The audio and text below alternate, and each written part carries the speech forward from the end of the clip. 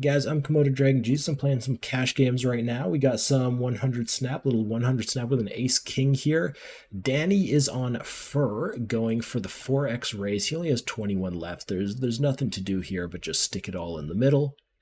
And guys, we're our favorite, but he has a royal flush draw. Don't you dare! Good afternoon, ladies and gents. How you doing, guys? It is Sunday. Always a lovely day for poker, guys. It's time to stream. It's time to play some poker. So I'm just getting the session started here. What do we got? We got a 500 NL table. Just sat down over here. Got a 100 NL table. I'm looking to get some 200 as well as soon as they're available. So we'll keep an eye out for that. And yeah, guys, let's get into this. I mean, let's start the focus here. Why not? And I mean, I don't even know if Raj is good or not, but I just completely refuse to play with him because he was fucking with the button in my heads up and three-handed games. Like every single time I see him, he does that, and it's filthy, and I will never play him. What do we got? We got the little click back, and okay, so the question is, do I want to reopen the action with Queen 10, or do I just want to see a flop? And I mean, Queen 10 isn't amazing. I mostly just want to see a flop. Villain goes for a check. I am absolutely going to throw in a little stab here. Little gutter here too. And he leads, which is not a thing at all. I don't know why he's doing it. He's playing this one pretty weird. But the question is, do I think this weirdness is necessarily an indication of strength? And not really. So, I mean, let's go to like 20 bucks here. By the way, did I say I had a gutter? For some reason I thought I had a Jack 10 here. This is absolutely not a gutter, we're just bluffing. And I really hate that the river's a low card, like under 7. It's just, he's gonna be much more sticky with an 8 here than, if river was just, like a Jack or ace or something like that. Still kind of feel like I have to follow through here, and like the natural follow-up here is just there's 54 in the middle, there's 73 in his stack, so my value range is going to be a bunch of kings, and kings are just going to want to jam. So let's go. Got him. Okay, so heads up high goes for the 3-bet. Pocket kings is not a hand that ever ships here, so we're 4-betting every time, and their size is just going to be like 23. With some hands, like jacks seems like a reasonable candidate. We could just straight up ship this pre, and it'd be a good play. Yeah, Johnny J. I was hoping that wasn't going to happen, but, you can't always get what you want. Is this aces? Maybe. Am I doing anything other than going all in with kings every single time? Nope. And 3? Ooh, not even close. All right, so we are off to a little bit of a rough start today. And meanwhile, I have an ace 10 over here, which is kind of in an interesting spot. So here's how this went down. Dobry actually joined the table and he posted his big blind, which means, he put in a buck with any 2 cards. I went for the isolation raise, big blind called, and he folded. So I was hoping to be up against him, but we're just up against this guy instead. So I checked my ace 10 a couple times. The 9 is, it's a bit of a nasty card on the river. A complete blank, or a 10 would be lovely, so I could say, everything swung and missed, but at least here, there's a couple straights that get there. Villain checks back on the river. We just get to win it with second pair. Quick peek at what he had there. He did have the missed club draw. Missed pair plus club draw, so super standard check back. And okay, guys, we're in round 2 of the Pocket Kings. Dumbledore, why are you so tight, Dumbledore?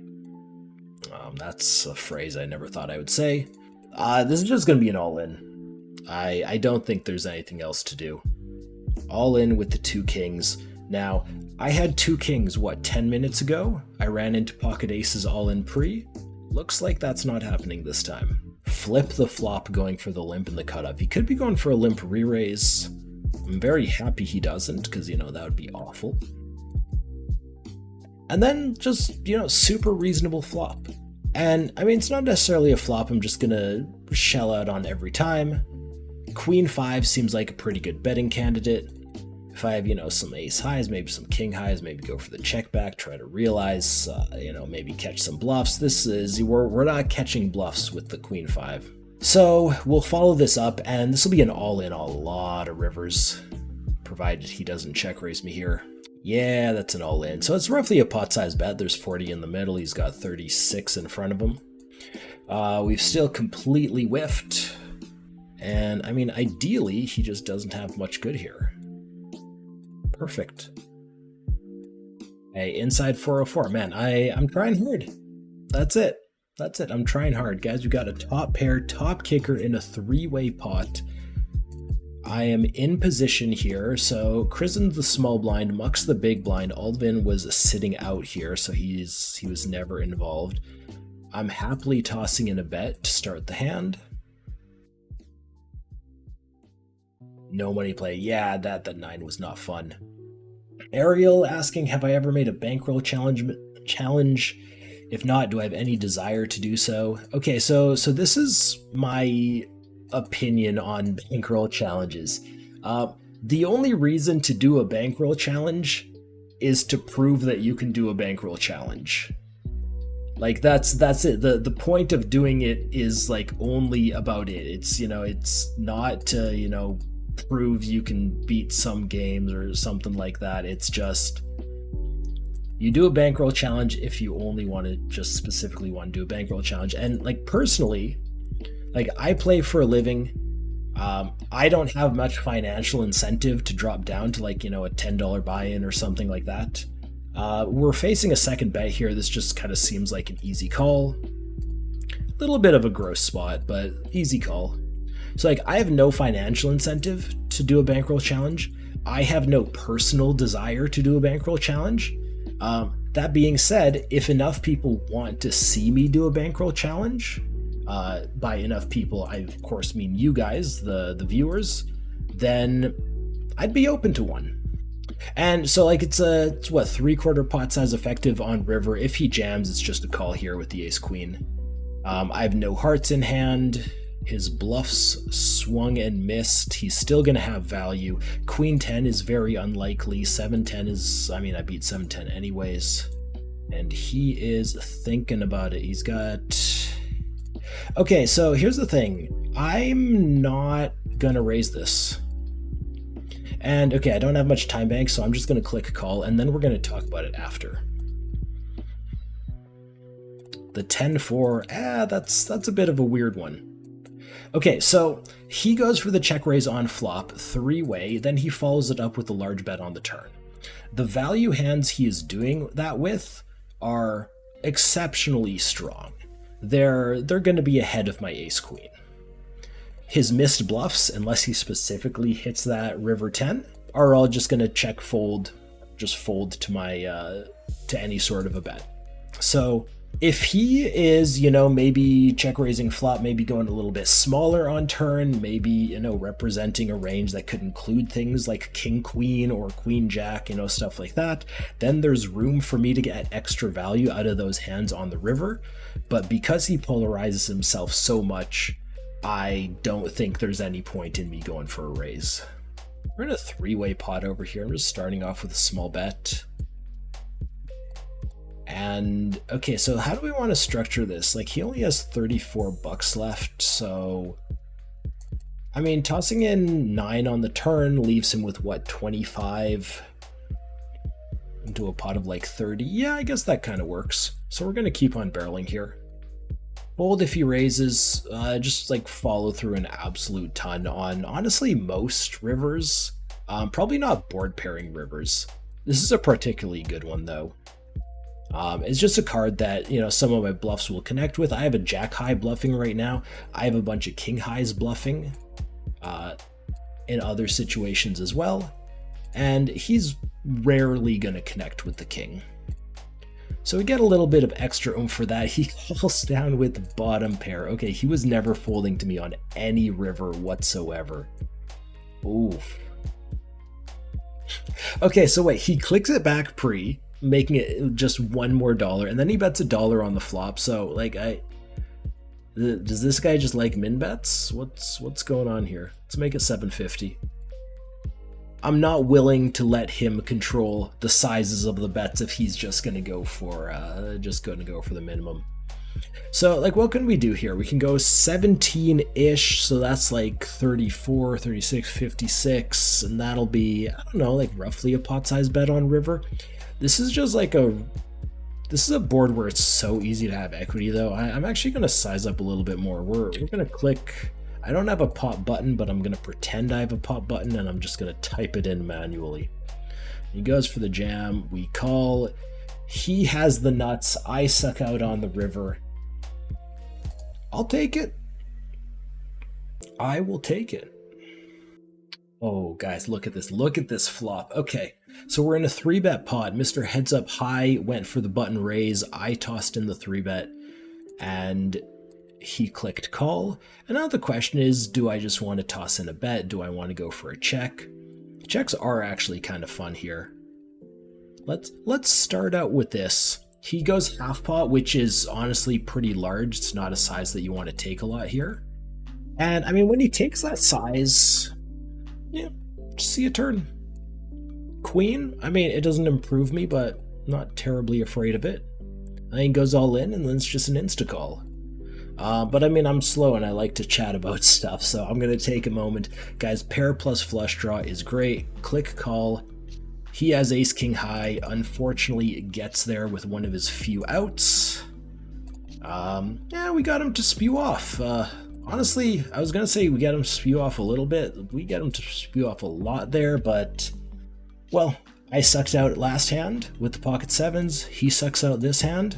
The universe is equal once again. Guys, I'm Komodo Dragon Jesus. I'm playing some cash games right now. We got some 100 snap, little 100 snap with an ace king here. Danny is on fur, going for the 4x raise. He only has 21 left. There's nothing to do here but just stick it all in the middle. And guys, we're our favorite, but he has a royal flush draw. Don't you dare! You gave him the royal flush? Really? That's how we're gonna lose that one?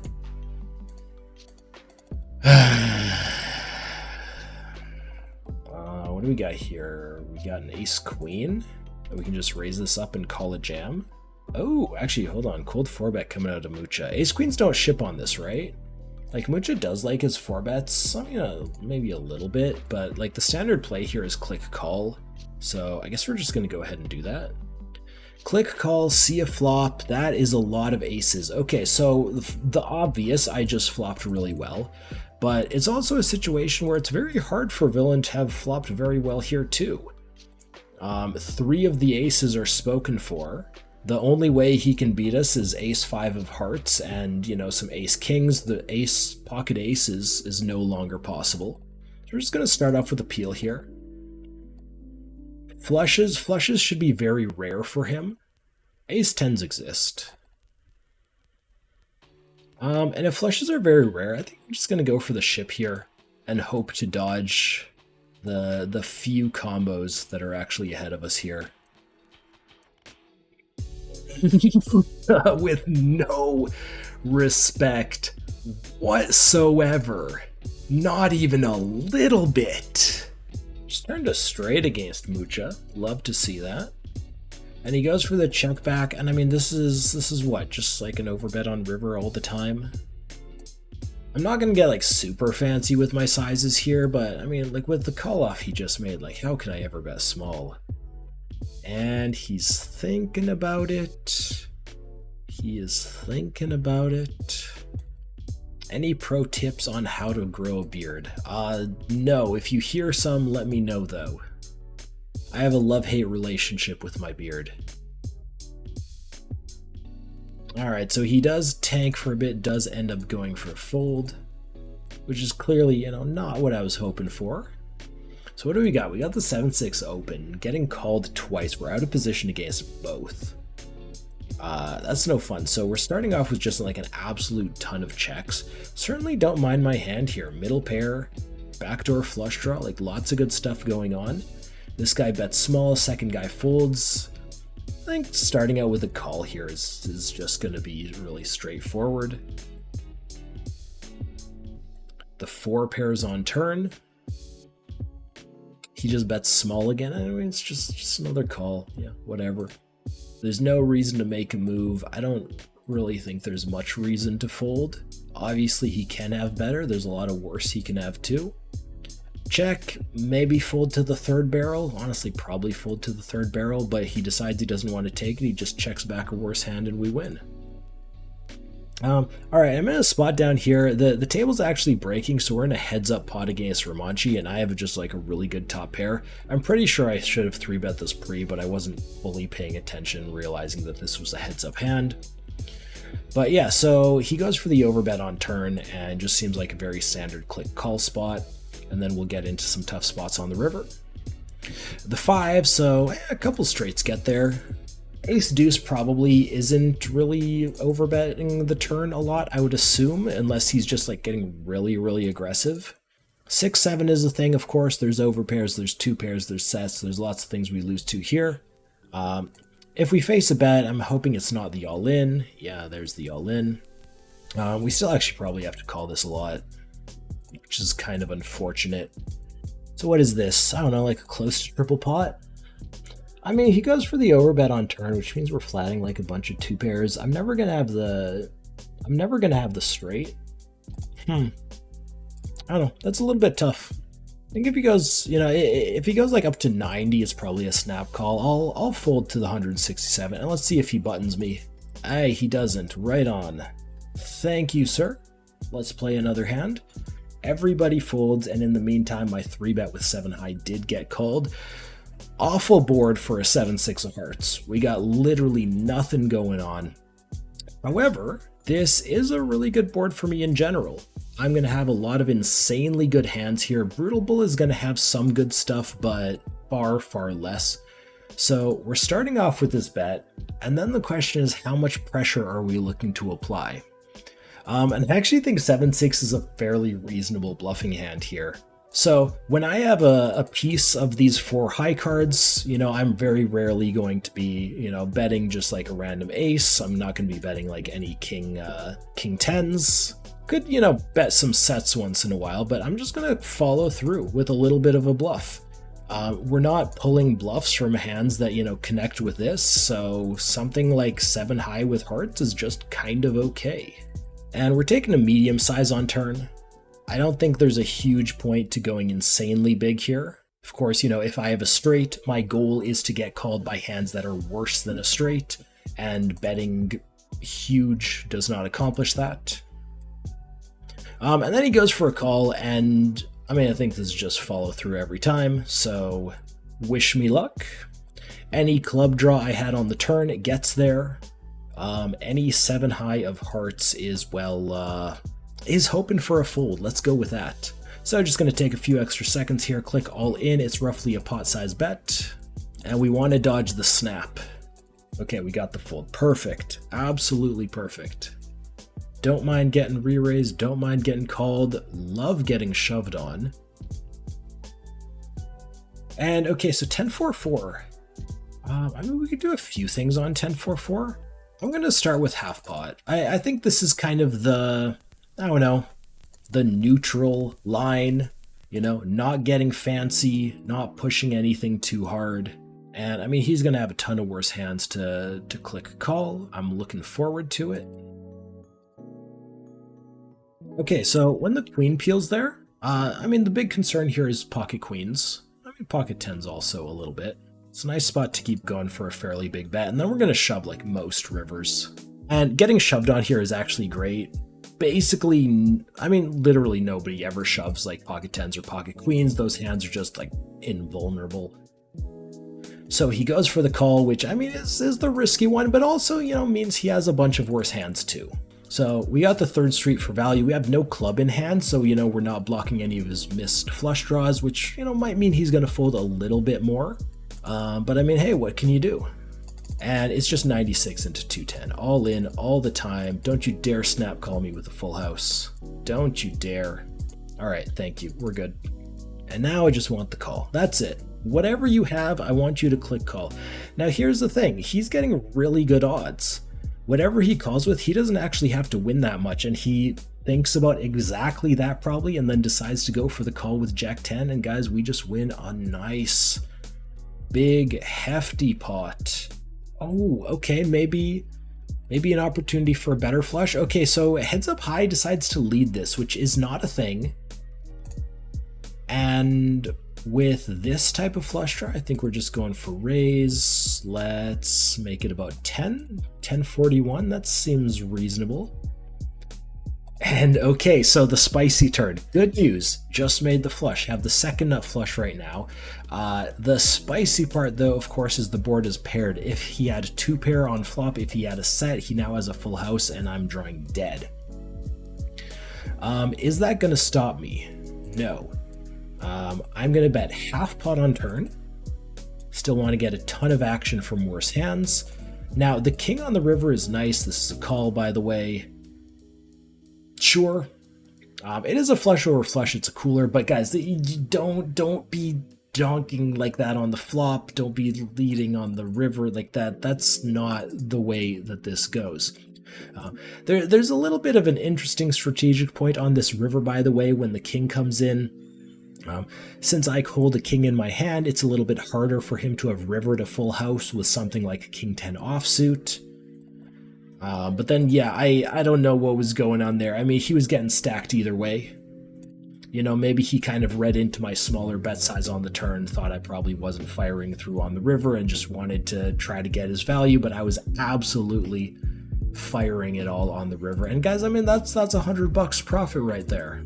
Hell yeah. And then we have a little bit of a limper, little Mihai over here. I'm going to go for the raise. Green wave in the small blind calls. We get a fold from the big blind. We dodge the limp re-raise. And okay, now it's my turn to make a jack high flush. Let's not run into the king high.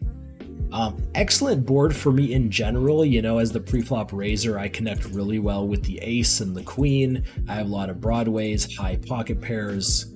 So let's just start off with a bet, see where it takes us. Get 1 fold, get 2 fold, life's good. And he goes for the raise, so we're a little bit deeper, and he actually doesn't make the raise all that big, which I think forces me to continue with a hand like this. You know, if he makes it like $60 plus, which I think is kind of appropriate at this stack depth, then, you know, we're kind of in a tougher spot. But yeah, go ahead and take the peel with king 10.